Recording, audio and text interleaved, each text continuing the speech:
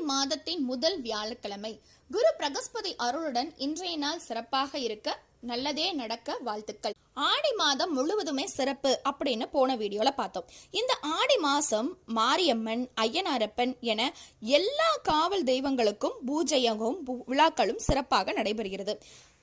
ஆடி மாசம் முழுக்க அப்படி என்ன சிறப்பு? ஆடி அமாவாசை, ஆடி பூரம், ஆடி தவசு, ஆடி வெள்ளி, ஆடி 18, ஆடி பெருக்குன்னு எல்லா நாட்களுமே ரொம்பவே சிறப்பான நாட்கள் தான். இந்த ஆடி மாசம் மகாலட்சுமி கட்டாயம் வீடு தேடி வருவாங்க. அதுக்கு நம்ம என்ன செய்யணுங்கிறதையும் நம்ம போன வீடியோல பார்த்தோம். அதை நான் லிங்க்ல கொடுக்குறேன். இந்த ஆடி மாசம்தான் ஹயக்ரீவரோட அவதாரம். ஹயக்ரீவர் யாரு அப்படின்னா, சரஸ்வதி தேவியோடைய ஞானம் பெற்ற குருதான் ஹயக்ரீவர்.